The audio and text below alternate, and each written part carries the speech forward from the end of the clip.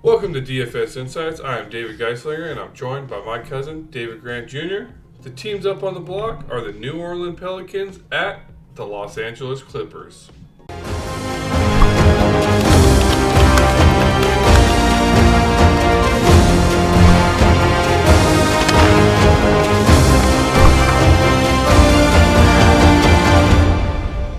Yes, sir. This is where each of us are going to be giving you our three key players to focus on while creating each of your lineups. Dave and I are going to give you a quick breakdown of what we like about our three main plays, and then make sure to stay tuned until the end, where we're going to give out two absolutely, completely free lineups. Yeah, nice. Here we go. We got another good NBA matchup. With that last one, Bucks versus the Suns, just few lineups fell just short of the cash. Apologize to everybody for that, but Booker, while he did have 32 points, Beal stepped up on the defensive end and came through with a few extra steals that kind of bumped Booker out of that spot. That would have put me at least in the money. Yeah, Beal's been balling lately for sure. He's yeah, but he didn't need the ball when I betting on him. I know, right? Going into this Clippers game here, it's looking pretty good. Clippers coming in at the 6.5 favorites, which is, I thought New Orleans had a pretty decent team, or at least they looked pretty decent when they beat up on the Kings each of the four times we played this year by 30, 40 points. But New Orleans, they're currently 7th in the West, 5-5 in the last 10 games on a 3-game win streak, and the Clippers are 3rd in the West at a 6-4 in their last 10 on a current 1-game winning streak. So, in reality, kind of hoping the New Orleans takes the Clippers out on this one just to get to help out the Kings up in that standing. Yes, sir. No necessarily huge injury news. There is one just to kind of keep your eye on. Zion Williams here, game time decision. He is looking like a bone contusion, a bruise basically on his foot. I'm not sure if I think he'll play. It looks like he did have limited minutes. Last game against Toronto, played 21, and then the previous game before that was 35 in San Antonio. So it might be affecting him. We all know Zion Williams and health is like his literally biggest issue in his NBA career. So definitely keep an eye on that. I have a feeling. He should play, but just keep an eye on that. Anything you see big factors, anything like that, and do you want to pay attention to in this matchup?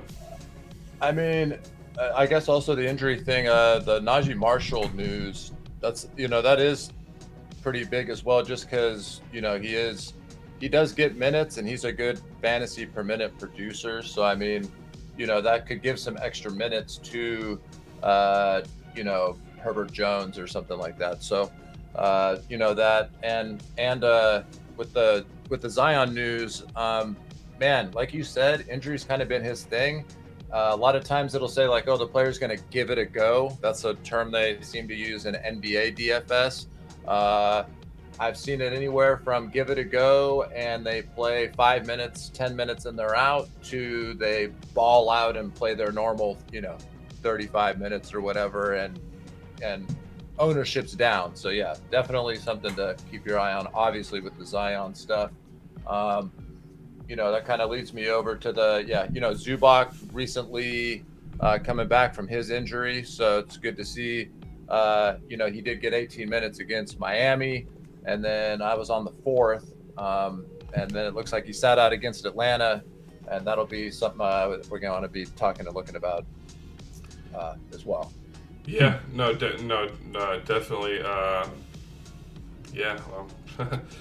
wish it was easier to kind of dissect, but paying attention to the news is huge. NBA DFS, and we mentioned that clearly every time. That's why it helps to keep those the notification bell, and you are subscribed to the channel, because we do post updates, anything big news breaking like that in the comment section below. So now let's head over here to see. Let's get these key players going and see who you got potentially helping you with that 10K to first.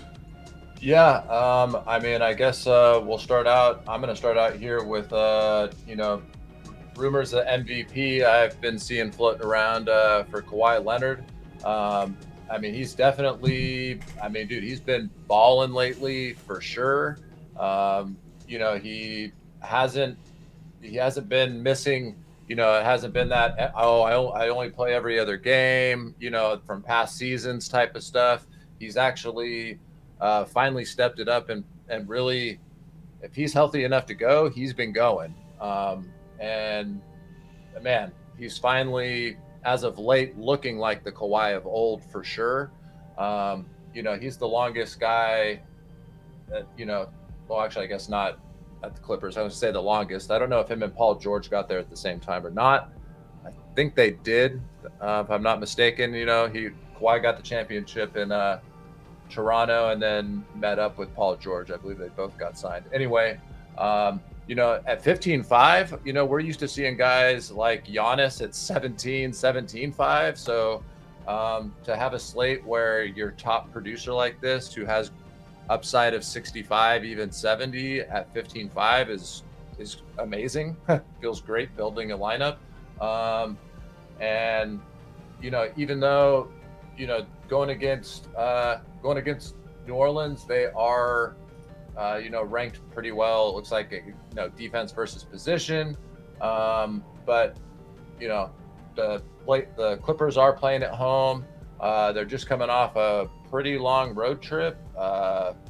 1, 2, 3, 4, 5, 6, 7, 7-game road trip. So it'll be nice for them to be at home in front of their home crowd and, sleeping in his own bed. I think he's going to come out and smash. Let's just put it that way. What are your thoughts on that? As a I mean, in this matchup, I'm hoping he's not, but he's definitely been looking like young Kawhi for sure. And with those numbers, even if you're just game log trolling, it'd be really hard not to at least have him in a few lineups for sure. And clearly MVP worthy with those numbers. It'd be kind of hard. I do like the 15.5, like you mentioned. Typically your Jokic and your Giannis and things like that are the 17,000, $17,500. So yeah, seeing him at 15.5, that's that helps out because an extra 2,000 is huge. Going there and then obviously being top of the slate. The only issue with that is, ownership wise, he's going to be, highly owned up in the MVP spot. So you're just going to have to differentiate your lineup, in the other spots to fully get the benefit, I guess, of having him in the MVP. That's really, I guess, the only downside I see with it is you're going to have to go real different, I guess. Mix. Thankfully there's 3 multipliers. So that's always nice. With my first pick, I'm just going to go drop down to James Harden here at 14.5. Him and Kawhi are, I wouldn't say they're interchangeable for the most part. Harden seems like he came more into that team player role finally now that he's on the Clippers, because before in the 75 other teams he's played for, he was always the guy that needed to score, needed the 50, 60, 80 point games. And obviously now, if you just kind of not game log troll, but you're just looking at his assists, it's like, wow, James Harden's almost basically averaging double-digit assists, which is awesome. He always has that upside for the points, but there are some games where he's, 4 points here, 9, 11. But he's still, his floor is, real high, and his, ceiling's, pretty high. So I think he's a good pick. I think, with the 1K lower than Kawhi, that also makes him a little bit more valuable. And then that would be a good spot to kind of differentiate that ownership, throwing, that Harden maybe up in the MVP with Kawhi in the star. Just to kind of the give you that little ownership boost that's kind of what it takes. So that would be my first pick going into it. Nice. Yeah, I like that. And it even looks like, dare I say it, that he's been playing some defense, because I'm seeing, a block and 2 steals, a block and a steal, 4 blocks, 2 steals. And dude, his turnovers, this is amazing. Dude, 2 turnovers. Yeah, that's it. And then, there's 4, but that's for how much, is having the ball in his hand. That's low. 1 turnover, 2 turnovers. Like, he's really, yeah, man, he's I think that also contributes with Russell Westbrook, really taking a back seat. He steps up when needed, when a guy's out or hurt or something. But I never thought I'd see the day. Yeah, he's averaging decent minutes too. He's averaging 37.9 minutes, which is, you're looking for that. His usage is just below 20. I like to see it a little higher, but he's projected about 43 points this game. So, he does have a good matchup going into New Orleans coming to him, but playing New Orleans. So I look to him. I'll have him definitely in it's a good few spots there. So that's a great play. Yeah, I've noticed that Paul George, having 3 superstars on your team, obviously not everybody can eat, so it's a little tough to pick, but I think interchanging them, but going heavy on James Harden, I really like that call. And, easily mixing it up between the MVP and the star, for sure, is a good call. So, yeah, I like that. My second pick, I'm going to be going with Brandon Ingram. I'm mainly kind of doing that because I'm going, my third guy is a Clipper, and I like to do this segment with, having someone from both teams, typically, unless it's like, hey, dude, you got to have these 3 guys and they're on the same team, then I'm going to let you know. But I think,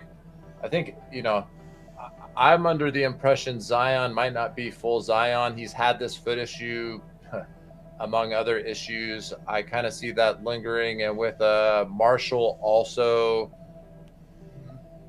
questionable, I guess. Ingram is the guy who typically is going to step up and take those extra shots. He gets the extra minutes. I could see him playing 36 to 39 minutes in this game. His ceiling, he's coming off a 29-minute, 41 point, 6 rebound, 9 assists, no turnovers against Toronto. 64 fantasy points is his type of upside. So at 13.5, to me, that's my top tier guy, from New Orleans that I like.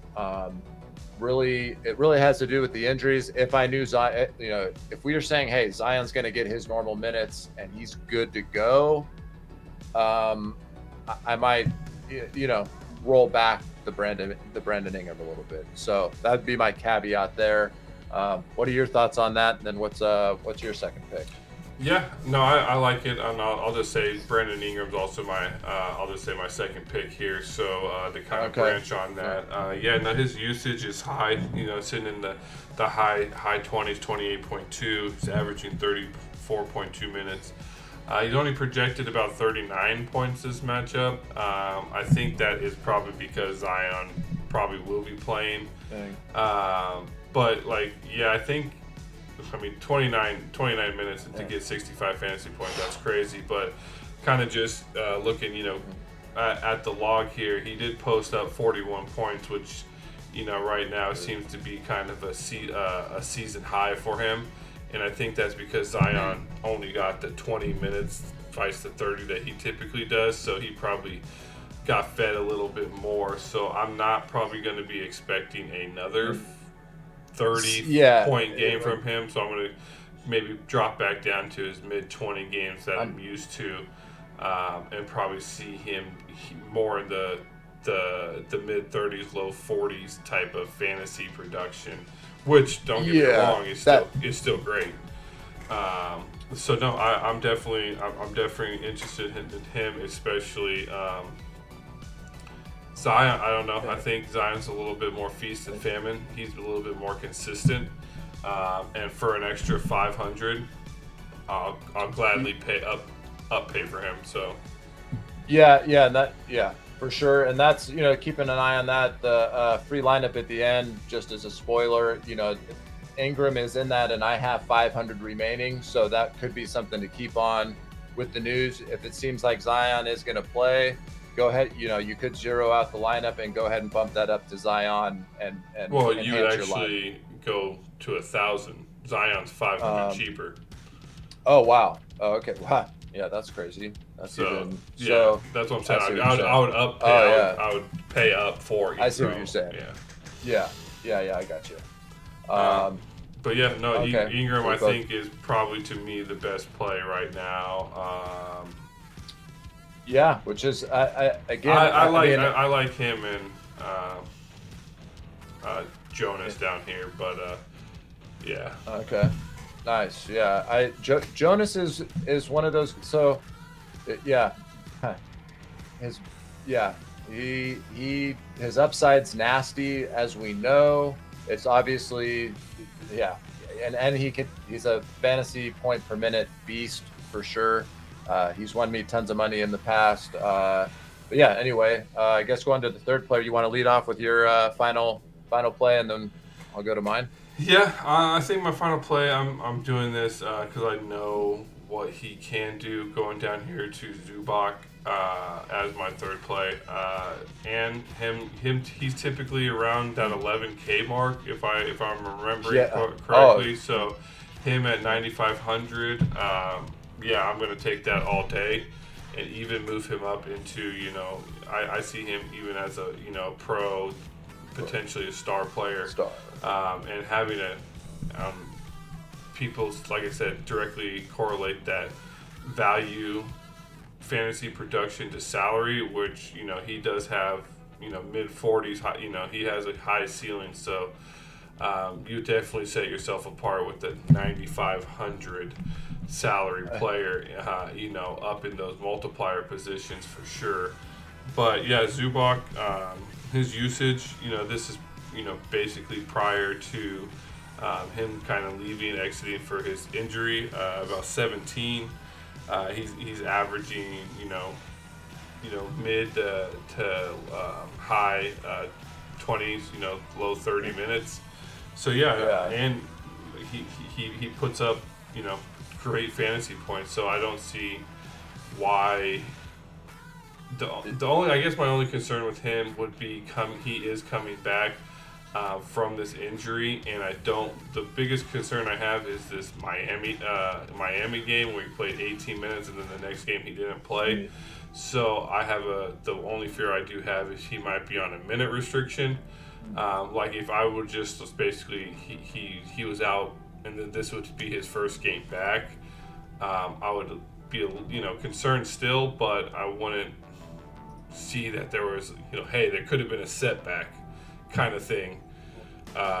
That's I guess my only caveat with him is I'm really hoping he's not on the injury report. There's no kind of probable or whatever that he's 100% good to go. He's going to go back to normal minutes kind of thing. So him being at 9,500 is awesome for sure. That is just too low for him. I'm quickly, of course, I'm dumb and clicked on the wrong game.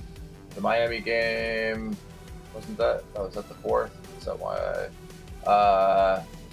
Sorry, just give me. Yep, here it is. I just want to quickly look at the fouls that were there. So Zubac played 18 minutes. Okay, it wasn't a foul thing. He had 2 personal fouls. So yeah, they're probably easing it back in, and then with the final score on that, which was, I don't know why I'm blind. I clicked on 103 to 95. So I didn't watch that game, but maybe they were in control for most of it, and he could have also got taken out. This is the this is the type of stuff I love. So just like you said, like a game, as for people that are going to game log this, they're going to look on there and go, oh, okay, he did come back. He played 18 minutes. Oh, dude, he played terrible. He must still be hurt. This, that, the other, especially with his price being this low. We know when he has that one game back and it's him, he has the 35, 45 point upside. I mean, even higher, but I'm just being realistic. Last time they played, he had 23 minutes and like 32 fantasy points or something like that. So even something like that at 9,500 would be great. Yeah, that's also my third play, and I think I think his ownership. I am a little torn. His ownership in the utility still may be high. His price is why I think it might be low. The game log trolling injury should keep it low. But by putting him at the pro, oh man, that's a easy. He won't be higher than 15% max, I could imagine, own there. I mean, I'm really thinking single digits, but 15 up to 15%. So that's a great ownership move to be able to put in some chalkier parts somewhere else. So yeah, that's my third pick, and probably honestly my favorite play from a strategic standpoint on the entire slate. So yeah. No. So yeah, I think this should be pretty decent matchup here, and you got the star-studded Clippers, and the New Orleans Pelicans aren't a joke really either, as they do have McCollum and Zion, Ingram, and Herbert Jones and things. So no, it should definitely be hopefully interesting to watch. At least DFS will keep it interesting. At least have me yelling at the screen more, or our phone, or the phone. But yeah, I think with that, let's get over to what everybody's been kind of waiting for here. Those lineups. Yeah, it looking pretty good. So yeah, you guys' your insight does matter. Drop a comment below and let us know your thoughts on our key players in this matchup. Who are your top picks, and which players do you think might be a game changer? Feel free to ask us any question about players that we haven't covered. We do all the research for the entire matchup, but we kind of limit to three apiece, just to kind of help with the length of the video for you guys. So yeah, we're here to discuss and share our thoughts with this DFS growing community. And with that, I'll send it over to David. Just make sure you like, subscribe, hit that notification bell, so that way we get put out in front of more people. And we do have a few more NBA matchups and this week, and then stay tuned to the Super Bowl, the last NFL vid. Coming soon. Yes, sir. Yeah. So definitely. Keep we got the Super Bowl coming up, so we're going to be dropping that video here real soon. And then after that, we're really going to be on top of this NBA stuff. So definitely be tuning in for all the NBA and that type of stuff. But yeah, this the Super Bowl video, let's end this NFL season on a bang. Definitely be looking for that. We do have a first look on the betting, so it would be nice to check that video out first, and then you'll get our in-depth analysis here coming up here real soon. I'm going heavier than I usually go. I've been doing extra research. My Niners have been my team since I'm 41 years old, about to be 41. It's my team. I'm not going to be biased, and we're going to have some great insights for you on that. So like, subscribe, be checking around for our other videos, and please spread the word. Really appreciate it. Hope you guys all make a lot of money, and hope to see you guys at the top of the leaderboard.